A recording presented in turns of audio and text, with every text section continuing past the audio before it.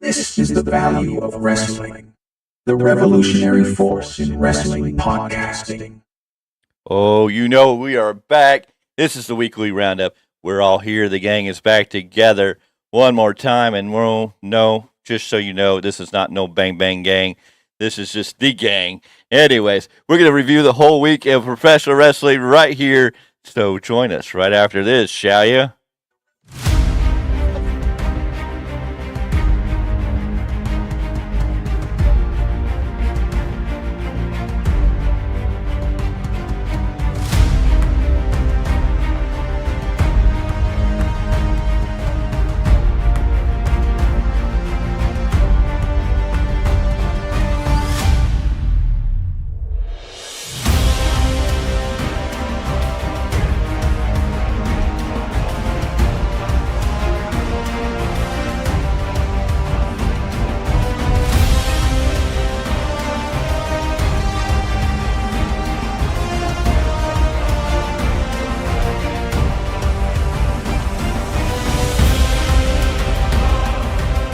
Oh, you know it. Back again for another round. You know how it goes. Anyways, welcome to the Weekly Roundup right here on the Value of Wrestling YouTube channel. We thank you all for joining us, taking time out of your day to come listen to us, see our beautiful faces. If you're in the chat, say hi. Join us in the chat for the conversation. Let us know that you can hear us if you're in the chat. But anyways, let's break down the introductions. Let's get through that. We're going to start first with the man up here. Our new Japan Pro Wrestling expert, the one, the only, Miguel Z. oh, you know. And of course, the other part of this group, the one, the only, Bang, bang, bang, bang. And of course, the best, the one, the only, me, the Big Tyme. Yeah, you know it. Not the best introduction. Oh, well. Life happens. We're here. Welcome, gentlemen, to the Value of Wrestling. Welcome to the Weekly Roundup. How are we doing, gentlemen? It's been a week, hasn't it? Oh, hasn't it? A week and a really long night. I was up really late last night, but yeah, it's been a week. All right. Let's see if everything sounds good, making sure we're looking good. Well, we're a little behind there, so we'll see. Hopefully, are we all good? Can we hear everybody? Do we have anybody watching that can let us know? Yep. All right. We sound good. We are good to go. Let's roll in to this weekly roundup covering the week from, I believe it was October 30th until November 4th. Wow, we've moved into another month. The holiday seasons are right around the corner. Are we ready to get our jingle bell on? Are we going to go dashing through the snow? No. No. Thanksgiving first. Thanksgiving first. Can we get someone dressed as the gobbledygooker? Yes, you can, Miguel. You volunteered. Yes. Congratulations. Miguel is going to be the official gobbledygooker for the holiday season. Get ready to sit down. Will it be a long show? We will find out. But yeah, if you got popcorn, join on in, sit down, and curl up. It's a nice weathering season. But yeah, so Miguel, the gobbledygooker for the holiday seasons, is now going to be your nickname. I gotta go find the hat. Be careful, sir. You should learn by now when you open your mouth. It can get you in a lot of trouble. So saying something, you may want to process what you're about to say before you throw it out there, because you could wind up in a situation that you never thought you were going to be in. Gentlemen, what a week. What a week. Mr. Clarke, you wanted to say something. I was just going to say, you can wear that LWO shirt. It can be a Mexican turkey.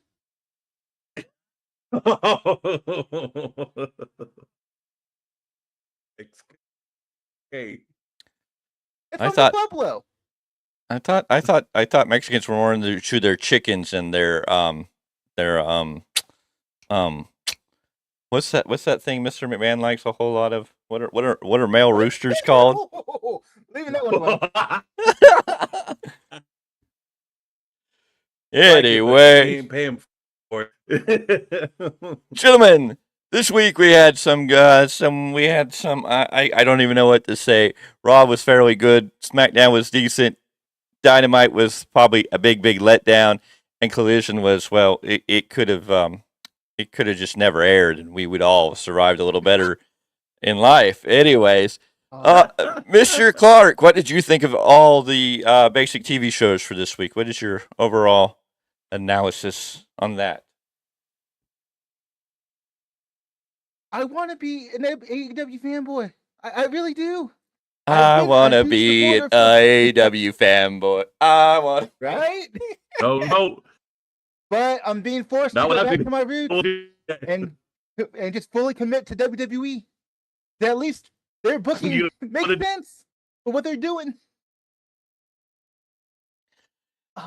Mr. The rest is good Gobbledygook. on all shows. Yeah. But when it comes to the story building, Oh. you got to give it to Raw. You got to give it to SmackDown. Yeah. All right. Our Mr. Gobbledygooker, your thoughts on this week in wrestling? Yes, you. AEW even have this week? Honestly. Dynamite was okay. Dynamite drew in 832,000 viewers this week. And it, 832,000 people tuned in for Tony Khan's announcement. I guess that's a good place to start. How did you gentlemen feel about Tony Khan's big announcement, the 3-day wait of announcements? Let me tell you, I have an announcement. It's a major announcement, and I'm going to drop an announcement to you on Dynamite. Mr. Gobbledygooker, Mr. Z, your thoughts on Tony Khan's major announcement? do we have like Wally County theme fall off the cliff and hitting the ground? That's All good right. shot. That's not going to work out too beautiful. You need to check your mic. You cut out like 10 times in that whole sentence. Mr. Clarke, your thoughts on Tony Khan's... So it should be one of I've never been these? so All depressed. right. Can you, I've never been so depressed Yeah. before. Because I mean, even as weak as Christian being a major announcement was, that was better than this. Mr. Z, are we back? can you hear me now? Okay, sounds better. We'll see. I mean, now I said, do we have a Wile E. Coyote theme where he falls off the cliff and hits the ground? That's No, I good. got this one. Or we can go real old school and that's pretty much what Tony Khan's announcement wound up like. You heard.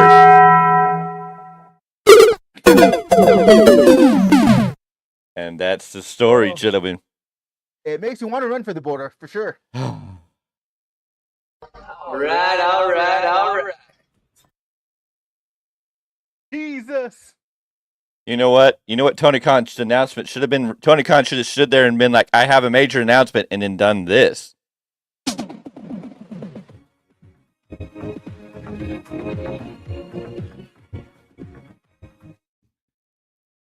And then, well, okay, we got the frozen gobbledygooker. You've frozen, sir. Okay, now you're unfrozen. Anyways, yeah, at least maybe we got a bigger pop out of that, and then at least you could have said, I rickrolled the whole wrestling world. I mean, at least he would have had something to stand on outside of some of the other stuff he tries to stand off. Have Nana stand on one side of him, have Daniel Garcia stand on the other side of him.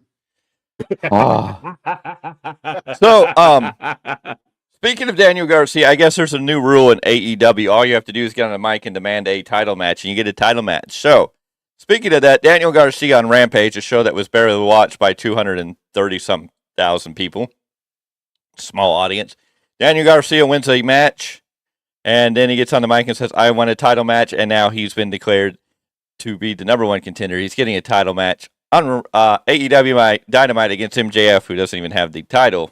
But, yes, gentlemen, how do you feel about MJF versus Dynamite? Good on paper, should be a good wrestling match, yes, but everything else going into it it doesn't make sense and kind of takes me out of, like, why do I even care? Because you kind of know how this is going to go. But we'll start with Mr. Clarke. Your thoughts? I don't even know if there's an official number one contender anymore. It's kind of like you said. It's just challenge for the title and get a match. Or steal the Is there a belt, number one one or the contender? other. Right. As much as I like Daniel Garcia, why is he wrestling MJF? Who is he? I mean, He's beaten a few people here and there, but enough to get a world title shot? Really? I have a question. Didn't AEW have a ranking system that was supposed to make this more understandable at one point? Once upon a time. One, oh, I don't know. They show the win-loss Once upon a time. record. So, yeah, they still show the win-loss records, which I don't know what the whole point is. Mr. Miguel, how do you feel about Daniel Garcia's title match on Dynamite? Is he going to dance the whole match? he may very well. He may very well. And then Tony Khan might come out and dance with him after he loses. So we shall see. Hey, look, Tony Khan to me has become Vince McMahon of just recent past, where if you can get Tony Khan to laugh, pop, or get whatever, then you can get on TV and get a title match. I mean, look at, Orange Cassidy makes him laugh and giggle, so he gets that. Daniel Garcia dances and makes him laugh and giggle, so we get that. So, I mean, I guess you just got to make Tony Khan giggle and be happy. Remember, and then you get to be on air. This is the same man that was out there dancing while they were helping a man who had a concussion in the ring. This is true. This is also the same man who promised to be the alternative, who promised to listen to the fans, the man who said he was going to be different. He's also the man that said, he wasn't going to allow people like Vince McMahon or Hulk Hogan around his company, those type of people. But you know what he does, right? You know what he does? He hires Ric Flair to a multi-year deal, which has turned out to be 2 years, which is, I guess you'll call a multi-year deal. But Ric Flair is officially All Elite. Yes, most of his contract is being covered because of his energy drink, which will be the official energy drink of AEW, which will be prominently featured at most arenas. Not all arenas, but most arenas across the nation. You will be able to pick up your Ric Flair Woo energy drink, which you can't buy. I haven't seen in any stores, but you can buy online. A 6-pack costing you about $25, about $4 a can of Ric Flair energy drink. There's something That's some SMD prices. There's also something to say. It's clean energy drink. I don't know. There's a wording in some of this stuff where it's supposed to be clean. I don't know what that means, but it's very interesting. But anyways, Ric Flair's energy drink will be at the venues, most of the venues. If you listen to the wording, it will be featured. It'll be put into the locker rooms of the wrestlers. It'll be on the announce tables. It'll be featured prominently on AEW TV, as it is in the new AEW energy drink, Ric Flair's Woo energy drink. This energy drink at about $4, $5 a can better freaking give you that Ric Flair energy where you get to go all night. Woo! Other than that, hopefully Ric Flair's not drinking it because we don't need him to go all night. But yeah, Ric Flair's also been. He's been. Hey, Tony, you hit a plug. That was a free plug, Tony. A free plug. Anyways, and Ric Flair has been medically cleared to basically get. There's nothing I see that is saying that he's not capable or healthy enough to get in the ring and wrestle. They're saying he's going to take bumps. He's at least cleared to do bumps.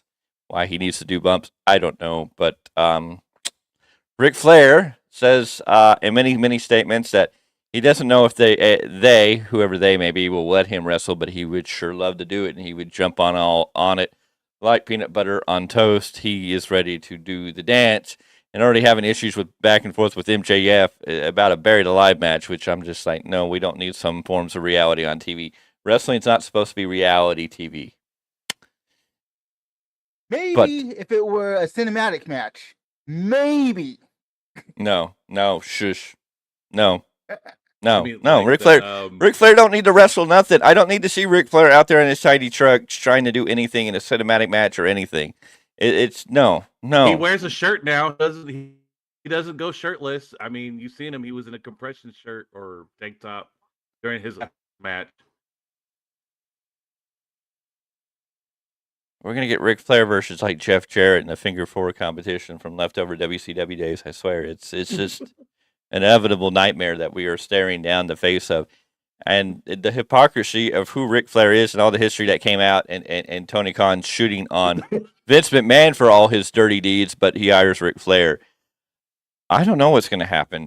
Tony Khan is sent the wrestling world into a spiral of people who are angry, people who are upset, people who want to call Tony Khan a hypocrite. And I know some people are asking, like, they want people to go to the scrum and ask Tony Khan the hard questions, hold Tony Khan to the fire. Like, Okay, so you trash Hogan, ban Hulk Hogan from the building for his misdeeds. You talk stuff on Vince McMahon and all his misdeeds, but you go hire the number 2 douchebag in professional wrestling to a lot of people in that sense, and you have no quorums about it. So the hypocrisy is definitely there. And Mr. Z, do you just want to go volunteer to do this firing squad, or do you have something that you? Yes, sir. Firing squad. I will unload everything. And Tony Khan's not going to give you an answer. He's just going to beat around the bush and go, well, that's true, and life happens, and sometimes you just do what's best for business, and this is a good deal for business. And Dynamite was a really good show. We had a really, really good show. It was a beautiful show. It was probably the best show we put on all year, and Rampage is an even better show, and Rampage does great things, and we got all the luchadors over there on Rampage, and they're bringing great lucha libre wrestling to American soil, working with CMML and all these other companies with all these luchadors. We're doing great things in the world of wrestling. Will he hug me? And ladies and gentlemen, with that statement, tell me when I'm telling lies. Mr. Clarke, let me give you the floor for a while on this subject matter. Oh, Lord. Lord, take the wheel. Stand by. This is not a religious program, okay? We gotta. And that's what I was gonna bring up. Like, I am not even religious like that. And how bad it is when you want the Lord to take when you want Jesus take the wheel, please. Because I don't know what's wrong with your son, Tony Khan. That man. Ladies and gentlemen, Mr. Clarke has found God. Once Tony Khan brings Ric Flair in, he's seen the light. I've seen the light. I believe you. I see him now, but he's just no more. You see Armageddon coming. I mean, you better find something. Whether it's the Lord, whether it's something else, you better find something. That's all I got to say about that. Mr. Gobbledygooker, your thoughts on Ric Flair and his multi-year deal and the future of AEW? What's your pocket change to add to this mess? I got that man needs help. That man needs help. Psychiatric help. That's like something. That or I mean, hold on, stop, slow down here. Which one are you talking about? Because both of them, I think, probably. Flair could use it, but for the good of the company, Tony Khan definitely needs it. Are we gonna see Flair in a robe? Is he gonna have a nice robe for this last match again? Okay, let's do this. How many weeks before we see Ric Flair strip down to his underwear? 2 to 3 is my guess. Will he be Sting's last match? God, I hope not. Mm-mm. That rub should go to Darby. Simple as that. Yeah. I don't know if he'll be Darby. I don't know. Darby's supposed to be going away, so I don't know how much longer Darby's going to... Is Darby even going to be around when Sting wrestles his last match? Well, if it's supposed to happen in January, and Darby's mountain climbing isn't happen until April... I'm just saying. Possibility. It's a possibility. What if it's him? Have what we if gotten it's a Space Mountain reference yet? Only for his energy drink. Yeah. Oh, that's total bull. No, you put it out in the air, and now we're gonna get it. So it's on you. When he first does, it's gonna be you because you put that energy out in there. You know. You put it out there. Weekend. You put it out there. Wasn't even a part of the Shut your mouth, you thong wearing fatty. You put it out there. How do you know I wear a thong? Ding dong, ding dong, it's dong dong. Thank you. No cerveza for you. Go drink a big glass of. I'm gonna drink a big glass of milk. Yes. Yes. Maybe I am insane. Maybe I am insane. And maybe it's time for you to find out how insane I am. Yeah. I don't care. You come in my face, I'm gonna fight you.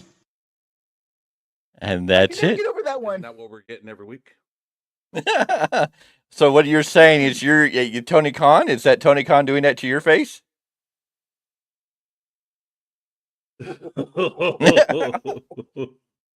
Ladies and gentlemen, welcome to the Value of Wrestling, where we call it like it is and we tell it like it is. We're here to have fun. Please enjoy. If you're in the chat, drop your comments, join in the conversation. We appreciate it. Also, if you're in the chat, make sure you hit that like button. Share this out to friends, family, and anybody else that you know that likes the world of professional wrestling, because we are live, we are here, we are having fun. It's what we do each and every week. As we cover this week in professional wrestling, we just talked about Ric Flair, his contract with AEW. Everybody's mad. Everybody seems to be upset. This was bad for business. Tony Khan had a huge ratings for Dynamite. I don't think he's going to have that same ratings for Dynamite. And Tony Khan's really got to be worried, because it looks like Impact, soon to be TNA again, is really going to make a push to be a contender. And their competition is going to be AEW, and it's going to change their direction of wrestling if they really come at it hardcore. But before we get into any of those conversations, let's take a look overseas at New Japan Pro Wrestling. We're going to let the floor go to Mr. Gobbledygooker, Miguel Z. He's going to give us a breakdown on everything going on in the world of New Japan Pro Wrestling. Mr. Z. It up. Now it's gone. Where'd it go? I had it up. Now it's gone. Notes, please. Yeah, I know. All my notes are gone. Yeah, that's how I feel. Thank you. Hold on 1 second. I got it here.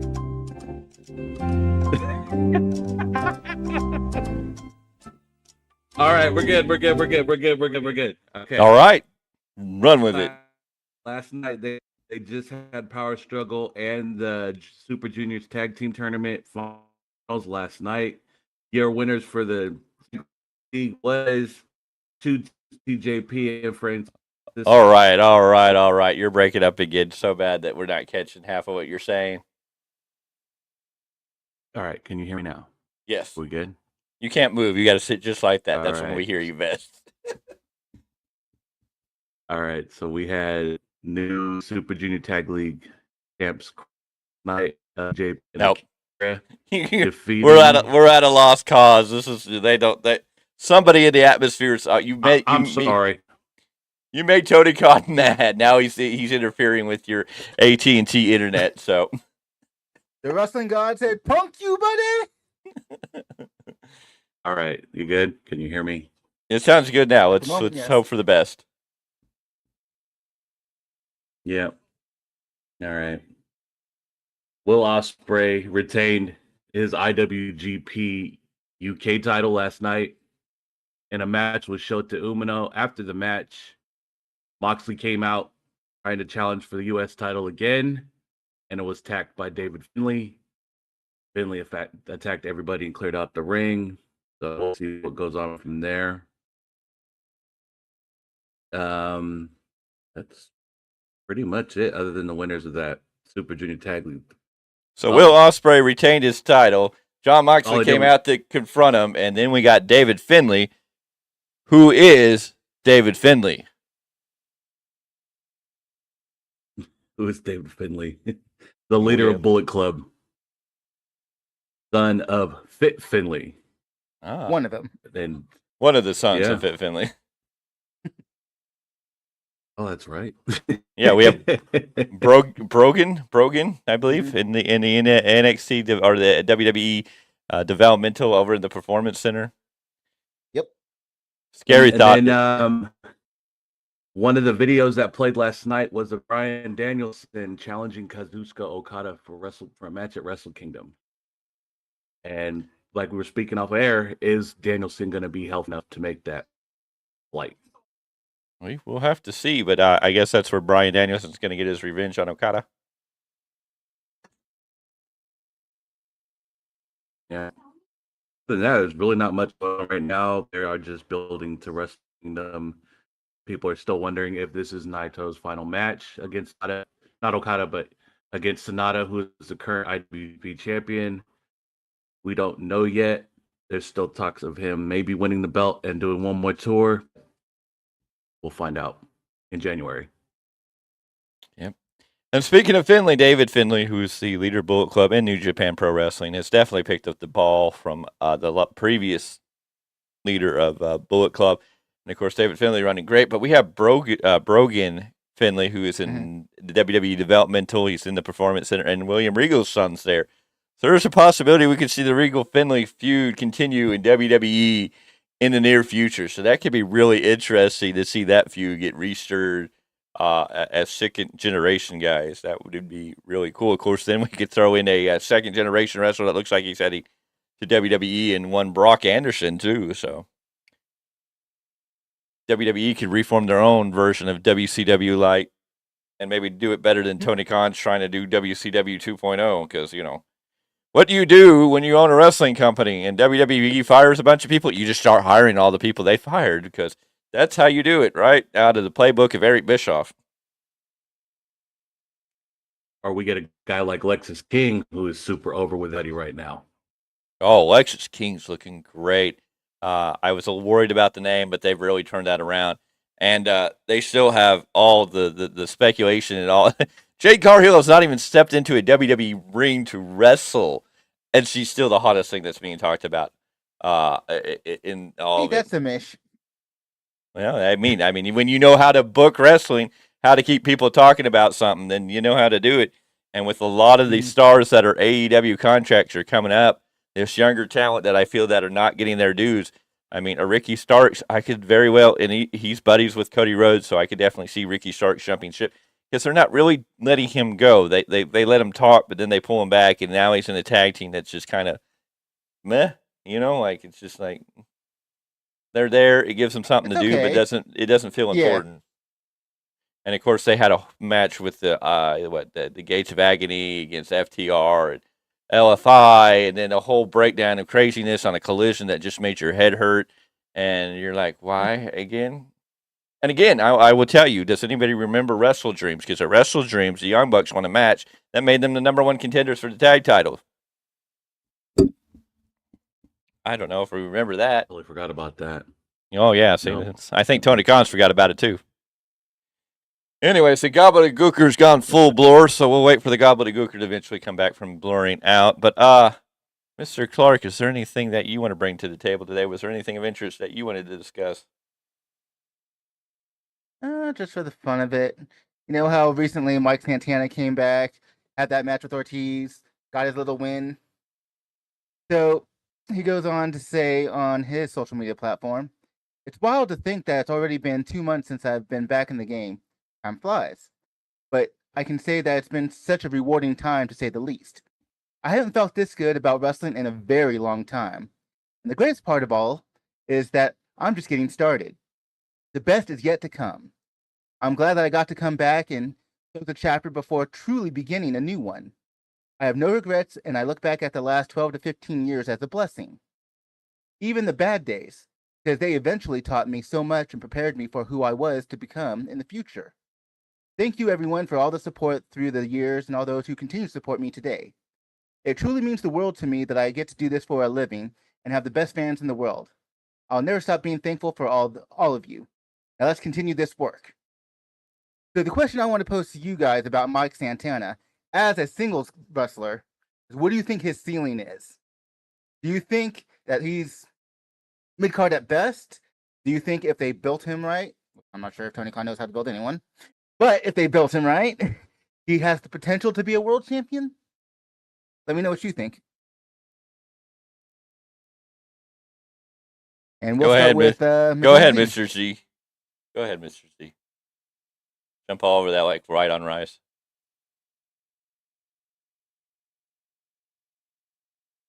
I couldn't tell you, honestly. I mean, if he knew how to build people up, it'd be a good thing. But I think his ceiling was the tag division. I don't see it going any further than that.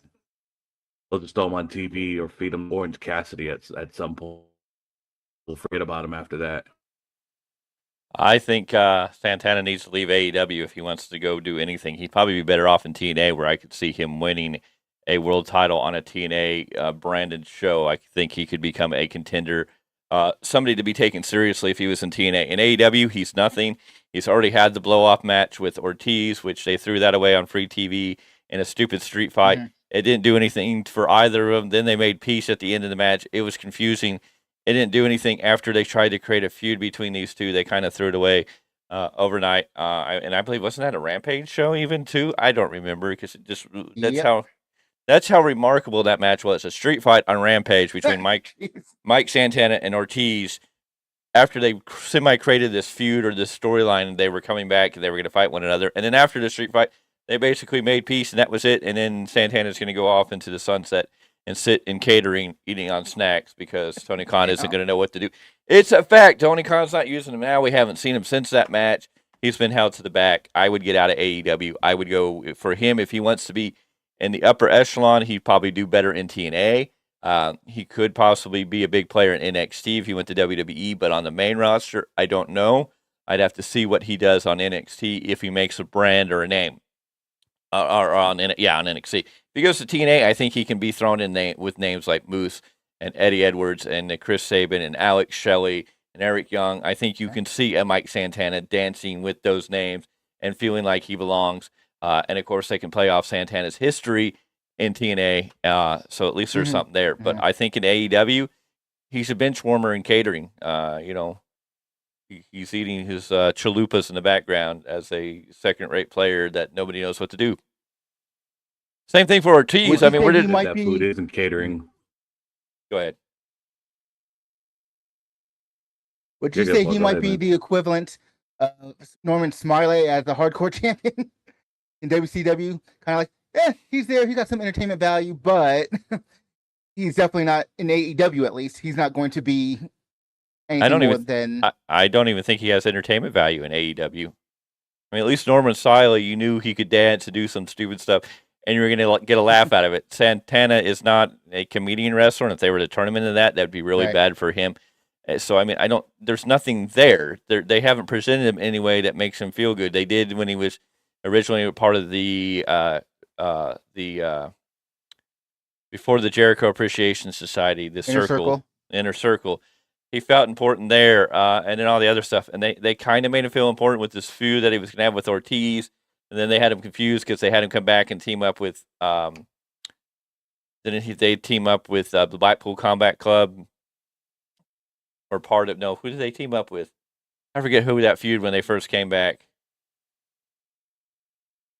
Because anyway, you look at, you knew it was short-lived. It was the Blackpool Combat Club against Eddie Edwards and Penta and Phoenix and their little group. But they did that. They came back. Then they got in a feud. They told us a story for a little bit. Then they had the feud on Rampage, blew it off, and it's never been talked about again. And so Santana isn't going to be talked about again. There's nothing they can do. If they're going to do anything, Santana and Ortiz are going to have to come back as a tag team because I don't think they're going to do anything with Ortiz or Santana. They're just, and it's nothing against the talent. I'm not saying Ortiz doesn't have the capability, or Santana doesn't have the capability of being a main eventer, a title holder, a singles wrestler. AEW is never going to give him the time of day. They're more worried about luchadors from Mexico coming up and making bigger impact. And so, I mean, I don't know. Maybe he needs to go put on a mask and flippy floppy around the ring. Jeez. Damn. Well, while we're talking about theoreticals, there's been internet chatter about the idea of Ilya Dragunov potentially joining Imperium. So even though recently he basically said that there's no way that's happening because he's such a different character compared to they're cold and emotionless somewhat, where he's very all over the place. But the question I want to pose is, if they, for whatever reason, on the main roster, put Dragunov with Imperium, how do you think that would go? It would depend on the story. If he's a fourth wheel in a 3-man stable, he's lost in the sauce. If he's replacing Gunther in a form, then it might be different. But otherwise, it just doesn't fit. Not with the history given in NXT. It just doesn't make sense. He's the current NXT champion, but by the same token, it's His greatest win, in my opinion, was against Gunther. Oh, his greatest matches in NXT UK and then even on NXT here have been against Gunther. So, I mean, that's sort of solidified his story. So, for him to join Gunther would be very hard to swallow. How that would work or make sense. Is it a 4-man stable? Is he taking the place of Gunther? Is there a storyline where he's kicking out Gunther? Does that make Dragunov the heel and Gunther the good guy? Can Gunther pull off a babyface as he's been so hardcore sold as a heel right now? It's going to be interesting to see. But I unless he's taking over for Gunther, it doesn't make sense. Miguel? I wouldn't want it to happen, period. I like him by himself. He makes more sense by himself. He met well with Indians and Imperium because of his personality and how he's been booked as kind of a loose cannon. That's fair. Although, I do want to kind of tag on something that BT was saying. Gunther, despite being a heel, is very beloved. So it's like, could he be a good face? I think he could. But he'd have to be more of a tweener.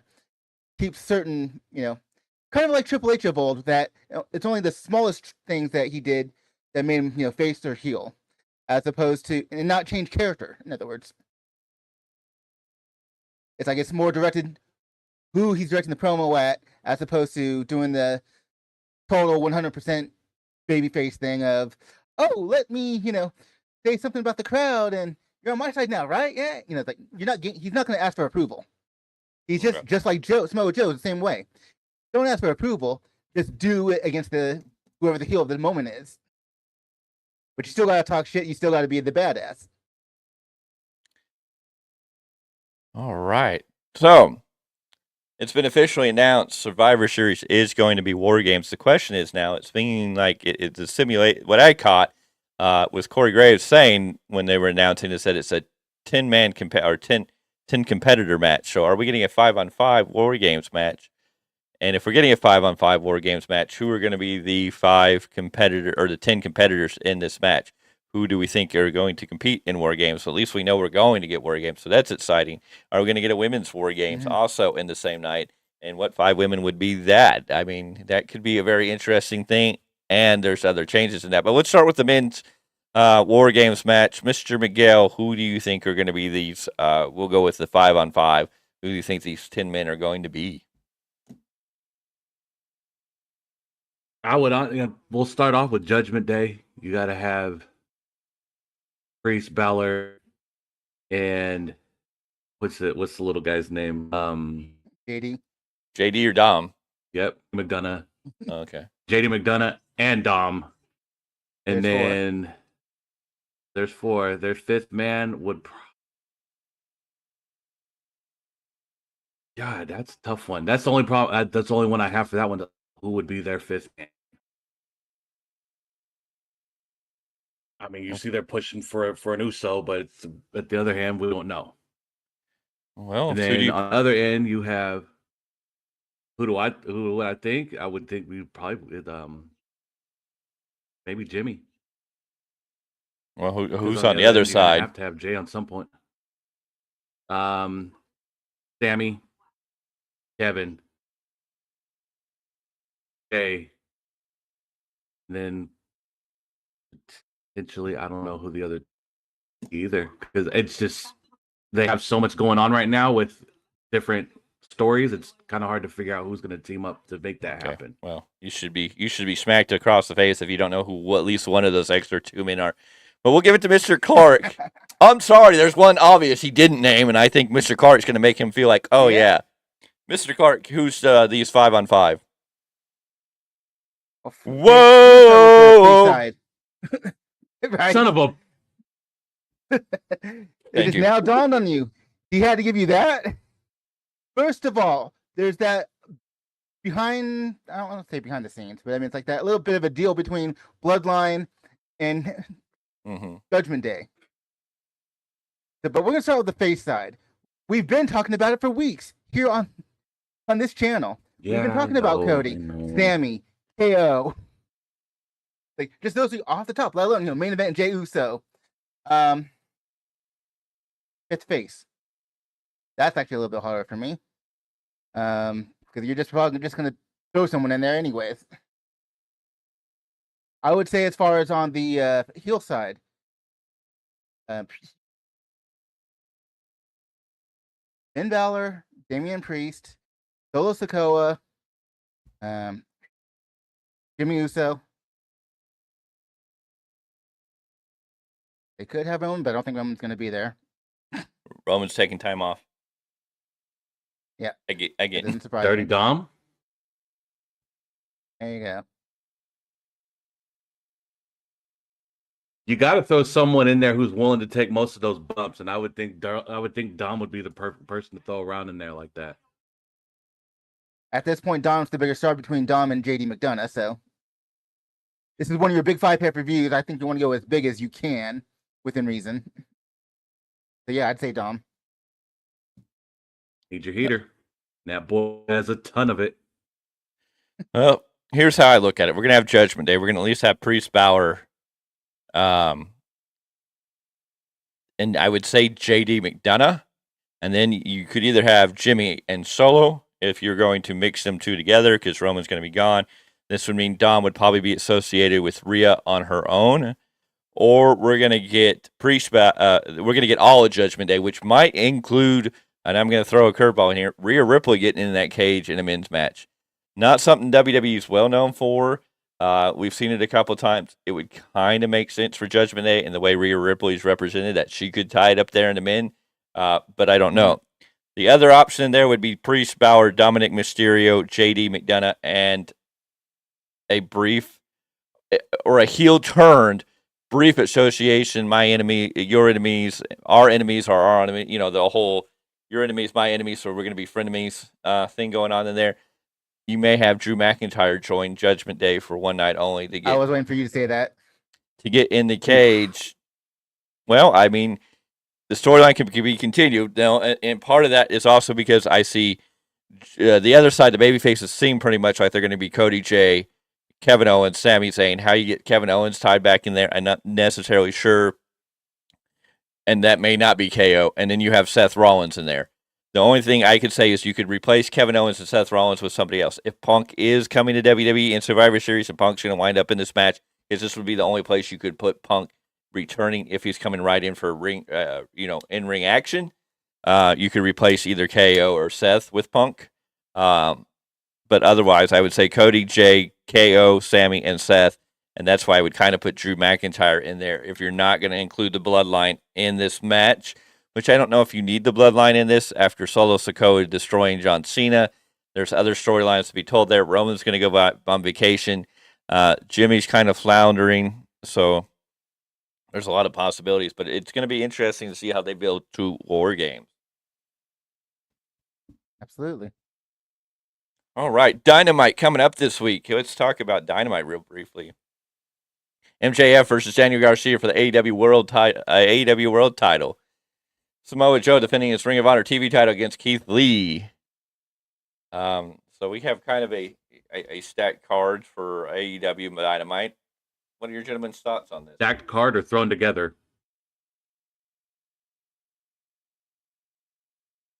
Why are they giving a pay-per-view worthy match of Keith Lee and Samoa Joe on free TV? How many times do we have to complain about silly stuff that we know it's like this is something that could draw money? And yet, I understand that TV ratings are important. I understand that Tony Khan wants to get the ratings as high as possible so we can get that next TV deal. That won't matter if you ain't making money at the pay-per-views. Oh, yeah, and we also have Jay White versus Mark Briscoe for Jay White's spot at Full Gear because Mark Briscoe smells gold up in them heels. There's gold up in them heels, and I smell it, and I don't like people to steal other people's belts. How long has it been since Mark Briscoe on TV? This was the first time I've seen him in months. He was on last week or recently. He was on a Collision or something the week before, I believe. Yeah, because he ran in on who'd you call him? David Bowie. Yeah. Kip Saban. I mean, he doesn't look like David Bowie from 1980 something, you know? He Yes, looked the better team. with the cardboard box on his head. We had Kip Sabian dressed as David Bowie. Then you had the one guy that was trying to do his best Kyle O'Reilly impression, and then you had the Timu version of Kevin Owens. Is it better to be Timu or Wish? I'm not quite sure. I think Wish, Timu. because Timu actually looks decent. Well, I think Wish is better than Timu as it is now. I don't even know what. And I think Wish is Timu. I think they're transferring names for whatever reason. All the blood Oh. publicity. I'm not sure. We also have Penta El Zero Mido versus Swerve Strickland because Penta decided that he didn't like what Swerve did at Hangman's house. So Penta is going to get in the match with Swerve over Swerve going into Hangman's house and talking to his son, quote unquote. Potential for being a good match, but it's just busy work for Swerve. It's going to continue the storyline somehow with Hangman. It'll give us Whether the reason Hangman to does a see Nana run-in or Dan. something. So is this what's going to make you guys happy when you get to see Red Velvet versus Julia Hart? Is that the highlight of Dynamite this week? I haven't seen Red Velvet in how many months? Well, I saw Red Velvet when I was at the Exactly. I saw Red Velvet when I was at the store last week, but that was Red Velvet cake, so I don't know if that counts. I mean, Red Velvet herself is a great wrestler, but when it comes to storyline, she hasn't been used worth. That's the book card as it is of for right now. We have Penta El Zero Mito versus Swerve Strickland. Red Velvet's going to take on Julia Hart. Mark Briscoe is going to take on Jay White for Jay White's full gear title shot. So if Mark Briscoe beats Jay White, and Jay White has the AEW championship, so do Mark Briscoe and MJF fight for a title that Jay White still has? I mean, how does this freaking work? And of course, Samoa Joe versus Keith Lee, which is a great match. Going to be a great match for the ROH TV title, but you love Joe, but I don't know. Keith Lee is great, but they don't do enough with make Keith Lee feel important. He's just there. It's just like the only reason he's getting a title match is because people complain use Keith Lee. So Tony Khan wants to go, see, I'm listening. I'm listening to you fans. I put Keith Lee on TV. You should love me now. Give me my apparition. Give me. Love me. How about no? Well, I swear that's all he does is he does stuff because he thinks people want him. I mean, why do we need to have a title match every week on TV? Everybody, I mean, we just had Sheeta defend her women's world title 3 times in 7 days. And now we have... I can't defend AEW no more. We have 2 title matches. We have 2 title matches this week. And why are we defending Ring of Honor title matches on AEW's, what should be AEW's flagship show, Dynamite? Not that Keith Lee and Samoa Joe aren't going to give us a good match, but it's like, you have too many belts on the show. It devalues the other belts. Ring of Honor is just kind of a floundering thing out here on the interwebs for people who love Ring of Honor. That's great. If you love Ring of Honor, it is what it is, but it is not what you. It isn't what it was. It's never going to be what it is, and it's never going to be taken seriously. And with Tony Khan booking both Ring of Honor and AEW, it's just taking too much time. So unless Tony Khan gives the book to Ring of Honor to somebody else and focus on AEW, I don't know if it's ever going to get better. And I think people who want to hold on to this nostalgia of what Ring of Honor once was are sadly disappointed because Tony Khan's showing you he can't book either of it. So it's like, why keep? No one's taking it. My book, no one's taking it. So my question would be, why do we have Ring of Honor? Why is Ring of Honor still alive? I know there's a fan base. I get that based on that, but what's the point? If you have Tony Khan booking your Ring of Honor. And I know Mr. Clark's more of a Ring of Honor guy too, but I mean, what is your take on this? Do you keep Ring of Honor alive with Tony Khan booking it, or you just let it go and maybe someday you get to revive it when you have AEW set up?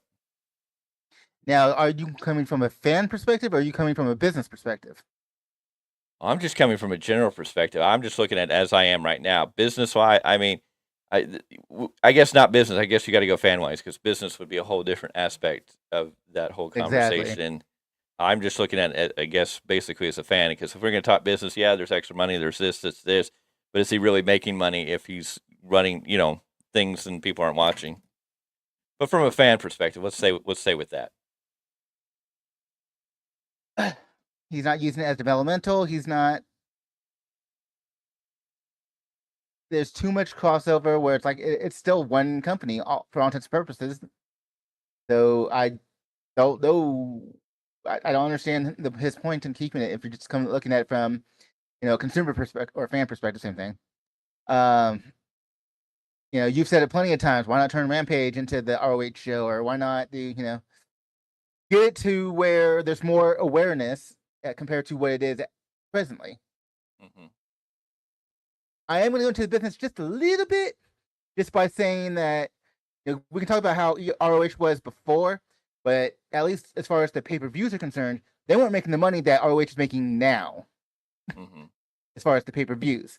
Now, it just being on Honor Club and all that, yeah, they need to be able to create more awareness, which is why you see all these ROH talents, quote unquote, on AEW TV to keep that alive. And it's just too much. It really is. My question is, who are the Ring of Honor talents that we're seeing on TV? We're seeing the belts, but we're seeing the belt like the TV title on Samoa Joe. Is Samoa Joe really a Ring of Honor talent, or is he an AEW talent with a Ring of Honor title? Eddie Kingston, is he a Ring of Honor talent, or is he an AEW talent with a Ring of Honor title? The only people that I guess right now you can say might be Ring of Honor, it's the Gates of Agony or the Mogul Embassy, Brian Cage and the Gates of Agony, since they have the 6-man titles back. But they were just recently on the Hangman and the Young Bucks, who are definitely AEW talent. So, I mean, it's like, what AEW talent are you referring to? Because I don't know who's on AEW or Ring of Honor. Well, I think you see this by what shows. He was saying Dalton's the only one to see on TV. Well, we saw him for a brief moment to lose to a stupid match on a stupid show, to stupid reasons that didn't make sense. Why you brought this guy, and that's not going to help. I know there's something special about Dalton Castle, and I'm not docking him as a wrestler or him as a character, ladies and gentlemen. It's not about Dalton Castle, but the way he was presented as a goofball that comes in and grabs these the acclaimed trophy and breaks the acclaimed trophy, and then causes a match. He looks like a goofball and just a jobber. Now, I know for people who Ring of Honor know who he is, have a lot more respect for him, and he has talent. So I'm not attacking him, the wrestler. I'm attacking the character that they're presenting on TV. What you notice is those who have more TV time on ROH than they do AEW, that would be who you might consider your ROH talent. For example, the Dark Order. They are more on Ring of Honor than they are AEW TV these days. Athena, you never see on AEW TV practically anymore. Who? Who's the Ring of Honor Women's Champion? Yeah. Formerly known as Ember Moon. Your mic went off. Your mic went off. That did not help. Okay, so what was the last thing you heard? We were talking about Ember Moon. Yeah. Anyway, so Athena is probably going to be considered part of your ROH roster as an ROH talent. You very rarely see her on AEW TV. Yeah. The Kingdom for the longest time was Ring of Honor only. They're just now being used on AEW TV, here and there. Here and there. They've been like on every show with their whiny friend Roderick Strong, and I don't think it's helping them. Like, they had a match on Collision, shockingly. Got to win against some jobbers in a squash match. But I don't think the storyline's helping them develop anything other than... not at all. I agree with you completely. It's like, I'm not going to sit here and try to go down the whole roster, but my point is, they're spending more time on Ring of Honor than they are AEW. That's your roster. Yeah.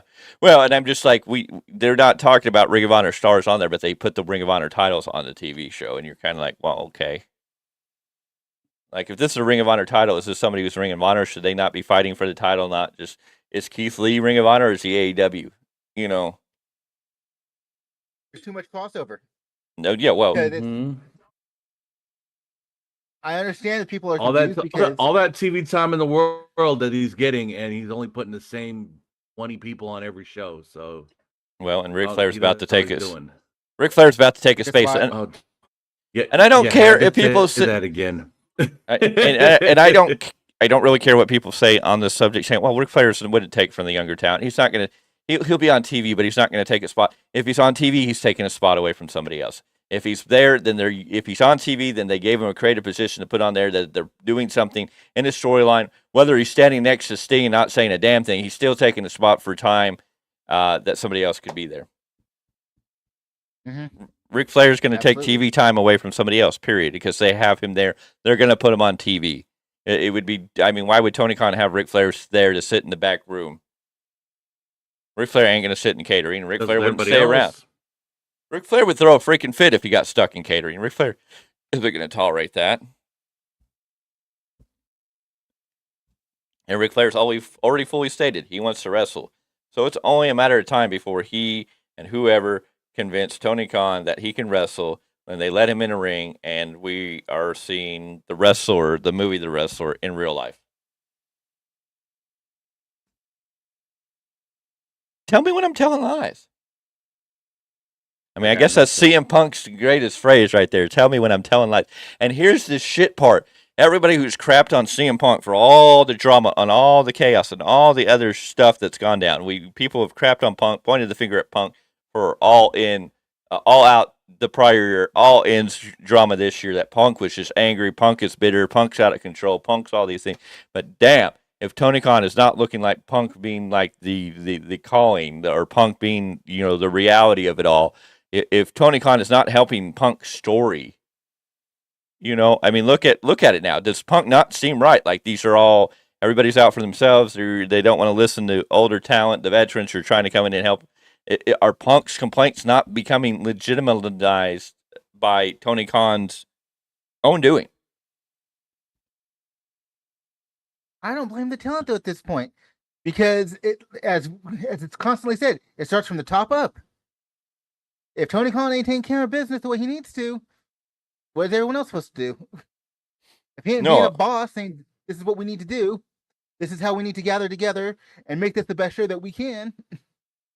No, and it's and factual. And their contracts, and because they're unhappy, they let their contracts expire, they leave, and they get a better way. Perfect example is Lexus King. Yeah.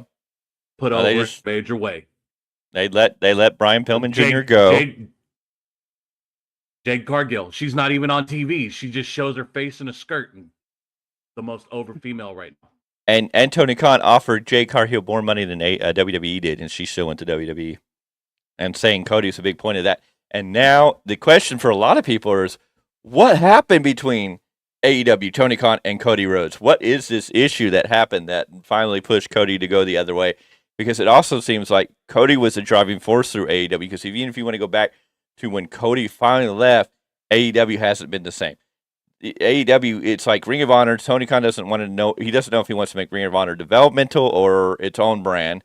He doesn't know. And again, the other big issue for AEW is AEW used to have that brand, had that identity. They used to be the alternative to WWE. They used to be the alternative. They used to be the one that listened to the fans.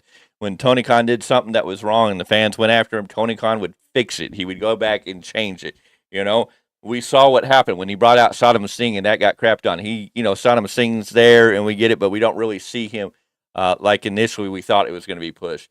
Anytime, Tony Khan, when he did the Christian Cage announcement and realized, okay, that's not bad, he went back and fixed himself. But nowadays it's like, no, there is no identity. You can't verify or say what AEW is anymore. They are not the alternative to WWE in any way. They're not showing to be an alternative. So, I mean, I think that hurts, but I mean, they make Punk look like he knew what he was saying. That there's just, everybody's running around in the back and there's no leadership and Tony Khan just wants to appease everybody. And, we're seeing the people leave, and Tony Khan has Ricky Starks coming up on contract. And I'm sorry, I think Ricky Starks would be a million times better in WWE right now. I think he'd be he could get on NXT right now and be competing against Dragunov for that NXT championship. Where he would be on the main roster, I don't know. I'd have to see what they do with him in NXT to get him set up. Not that I don't, he could be somebody competing with a Seth Rollins for a world title eventually if they built him right. He has the charisma, the mic skills. He could definitely be going toe-to-toe with LA Knight. Did you see Ricky Starks and LA Knight having a promo battle? Now, that would be some entertainment. No doubt about it. So, I mean, if I'm Ricky Starks and I'm sitting here running around with Big Bill and a tag team that's just kind of thrown together that doesn't feel like it's really any importance, and my contract's coming up and I'm looking at what they did with Lexus King and Jade Cargill, I may be jumping ship. And MJF, I mean, I'm sorry, he's not signed. People want to say, oh, he's already signed. He's come out and said, no, I haven't signed any contract extension. And MJF is really good friends with Cody. And I mean, yeah, he's the AEW champion. He is the face of AEW, but I mean, I don't know. And if you look at if you're MJF and you look at it right now, and MJF is not the most important champion on AEW, and you can debate me on that, and I will tell you that. If you feel like he's the best champion in AEW, that's fine. That's your opinion, but I'm telling you right now, he is not the most over champion. He's not the best champion on AEW. Is he a great champion? Yes. MJF is great. He's talent. It's not him as a talent, but he's been booked in a way that he feels like the AEW title does not feel like the number one title in AEW. Right now, that belongs to Christian, and that's just the magic that Christian and the TNT title, and that's after the TNT title became a joke because it got hot potato around. You put it on Christian, and now it feels like the title that everybody should be going after and not the world title, which is wrong. And I don't care how many of these people you put going after MJF to try to make it feel like, oh, everybody wants the world title.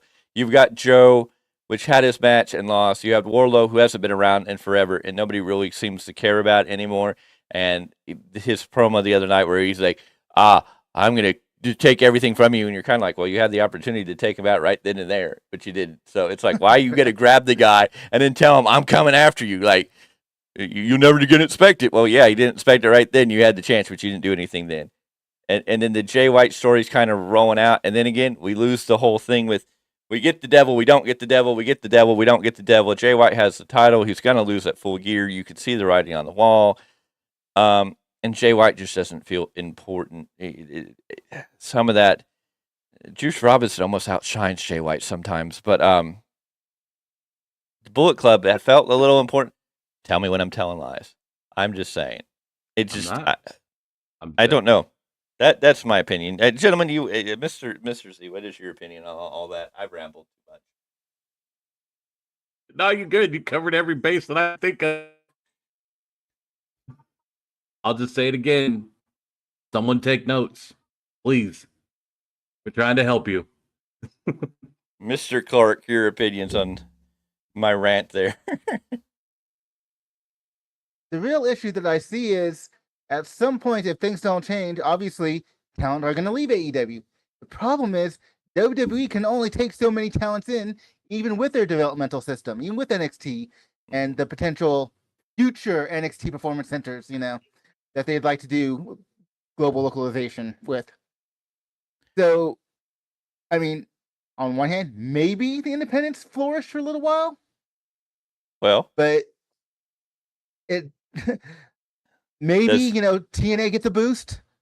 Well, that's what I would have looked at. It's like, okay, so if some of these guys don't go to WWE, they go to TNA and get to be big players, which puts TNA chomping on the heels of AEW. So then Tony's kind of just put him in a almost a invincible spot, because now he's trying to compete with WWE, but now he has TNA that's taking his stars that he didn't do anything with and chomping on his heels to take that number 2 spot. If AEW falls to the 3rd or the number 3 spot, does it stay around?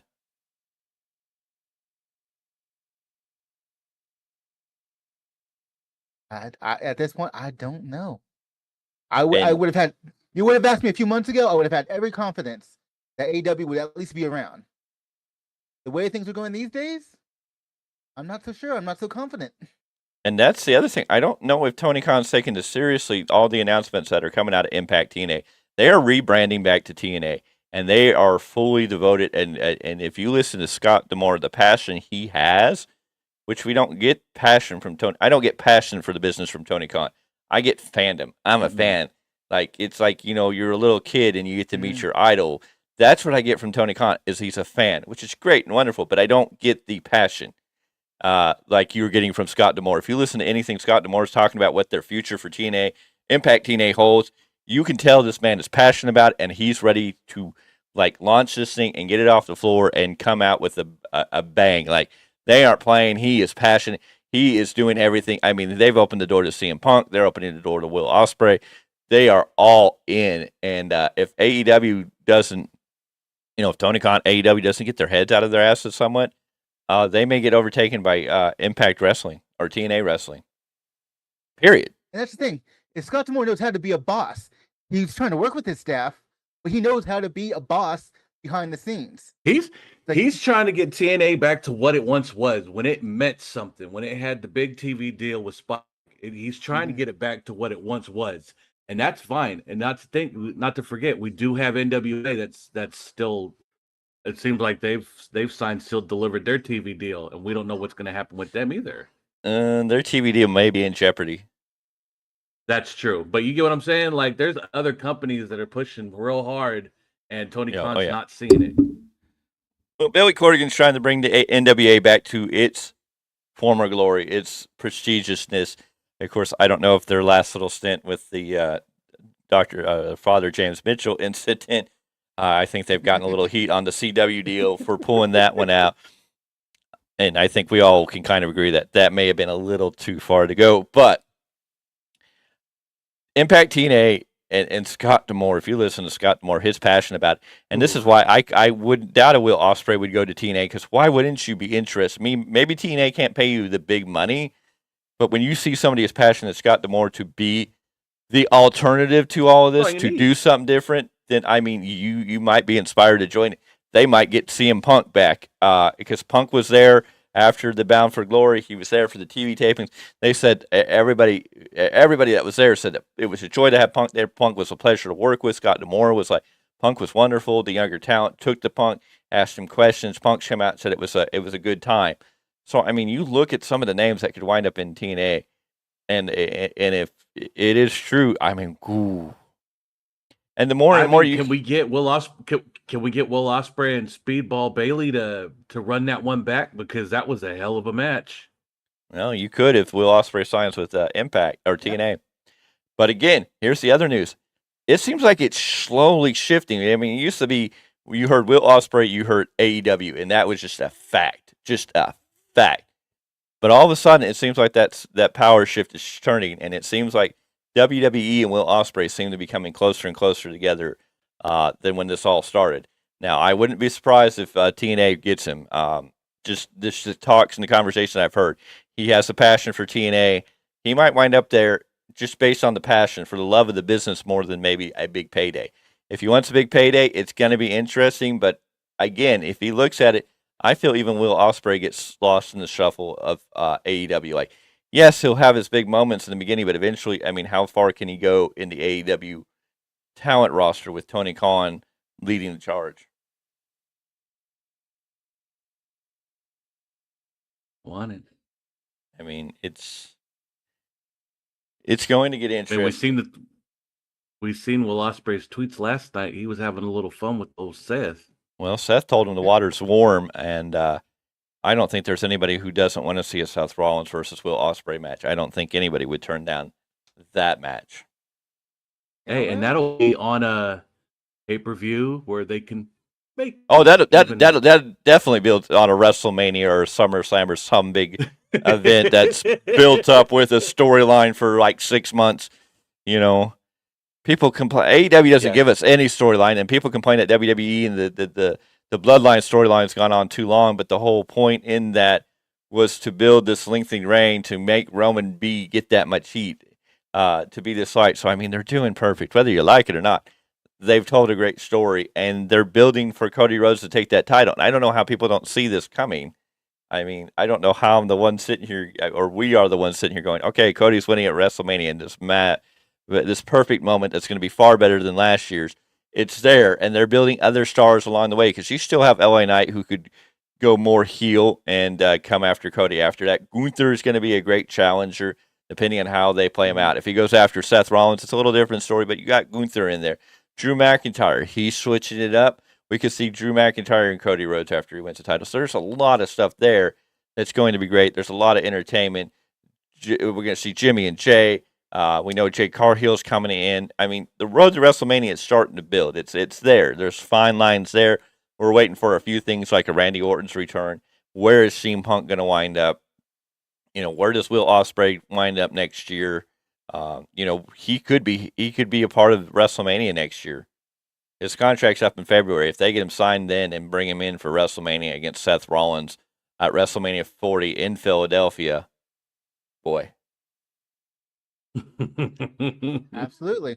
Talk about changing the face of wrestling. we need 1,000. We need like 10,000 viewers by then to even think about going to WrestleMania. Because the only way we're going to go to WrestleMania is if it's worth it, and that means like tickets to both days, and it's got to be down there in the monks of it. I don't want no nosebleed seats at cheap just to say I went to WrestleMania. If I'm going to WrestleMania, you laugh, but I mean you wouldn't agree. I mean, well, you might be willing to go sit up in the nosebleed seats a little more. Oh, but hell I mean, no. Okay. If I'm going to put my No, time and energy into WrestleMania, it's going to be That's the it. best Down on possible the seats floor I with can get. everybody else. Oh yeah, it's going to be a $10,000 easy to get everything. If not, because it's like if I'm going to WrestleMania, I'm going to full experience. I'm going to the Hall of Fame. I'm going to both nights of WrestleMania. I'm going to the NXT show. I'm going to all the event. I know that it's going to be a $10,000, if not more, type of event. So it's not just simply going to go. Now, here's the other question out of that, though. Do you try to catch a few indie shows while you're there? Sure. Because I would see it as being a whole week event. And of course, if we had it all right, it would be, all three of us going together and having that bond and doing that together. But yeah, it'd be catching all the indie shows because, I mean, you're going to have indie shows. Why not go? Why not see all these little places, see these different names? Because even then, you don't know who's going to show up at some of these indie shows. Oh, for sure. For sure. But it's, to me, that's one of those week-long events where you get to do everything and get involved in everything.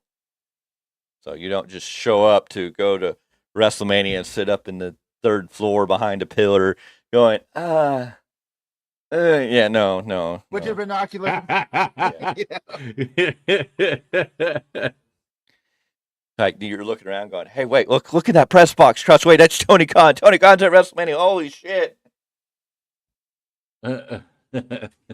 Anyways, gentlemen, I think we've really gone. We're at 1 hour, 12 minutes. We've really put on a good show. We've given out the information. We've talked about everything. Is there anything else either of you want to bring to the table before we wrap up and get out of here for the rest of our Sunday? I think it's time to roll on so we can get on with the rest of our day. Roll on. Ladies and gentlemen, this is The Value Wrestling. We thank you for being here. We thank you for taking your time out of your day to join us. If you're here in the chat, make sure you hit that like button.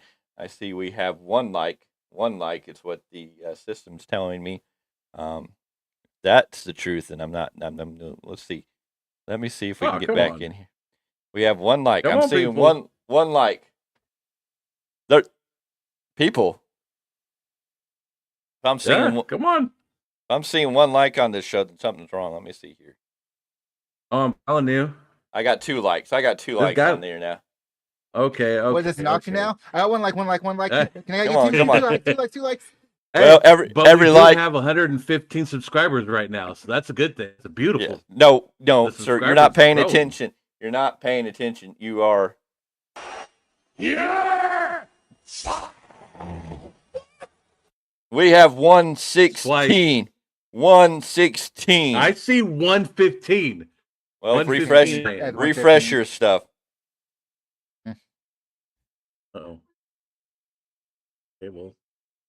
It's telling me we have 116. Well, we have a lot, and there's 4 likes now, so we're good. There we go. That's a beautiful number. Thank you for liking this video. Yes, we have 116. 116. And that's what we're here for. We're here to grow. There. And everybody who likes this video helps it get out in the algorithm. Make sure you share this out. If you're watching this afterwards, thank you for taking your time out of the day to watch this afterwards. Make sure you like it. Hit that subscribe button if you haven't, because becoming part of the Value Wrestling family is an important key in the role and growth of this brand. And we appreciate your help and support, and we need your help and support to get there. We are on our way to the road to 1,000, and we want to get there. We want to get there soon, and we will appreciate your help in getting there. Make sure you share this all out. Gentlemen, I thank you for joining me. I thank you for taking time out of your busy days to be here to do this. Of course, me and Mr. Clarke will be back tomorrow night to review Monday Night Raw. We're going to get all the fallout from Crown Jewel on Monday Night Raw. One of the big questions. They're watching. One of the big questions for Monday Night Raw, which is going to be interesting. Where is the money in the briefcase? Because we know Sami Zayn grabbed it, took off, and ran away with it. Where's that going to play in? What's going to happen? Are we going to see? Are we going to see Sami Zayn try to cash in the money in the briefcase? Money in the bank briefcase? Are Are we gonna get this storyline? Because I mean, I've always been questioning, what if somebody steals the Money in the Bank briefcase? Could be interesting. But we'll be here tomorrow night with another Monday Night Raw review right after Monday Night Raw. That'll be around 11 p.m. Pacific Standard Time, because that's how it works out here on the West Coast. And then, of course, we will be covering everything else: Dynamite, SmackDown, Collision. We will be here. We will do it, even if it's something we're not excited about. We will get in here and do that. And of course, we'll be back next week for another weekly roundup. We will be here with our other member, Mr. Miguel Z, the gobbledygooker of the holiday season. He will be here next week with another weekly roundup. We'll be doing episode number 15 next week, gentlemen. 15. We are almost the 15 of the weekly podcast, the weekly roundup podcast, which is awesome. We are growing. There are over 200 videos on our channel right now, so definitely swarm through that. There's everything from 100% Marks, which is an entertaining video. You have Marty Richards and his insanity. If you want to play Salvation, there's a couple of those on there. Miguel, you better be careful laughing, because you never know when he's going to pop up. There's something, better be careful there, my friend. And, of course, every day I get up and break you down to this day in wrestling as a short. So make sure you enjoy those, because there's a lot of stuff you get to learn in there about everything that happens on this day in wrestling history. We thank you for being here. This is the weekly roundup. This is the Value of Wrestling. And like I say, each and every episode, until the next episode, it's time for us to say bye. And we are going out cold.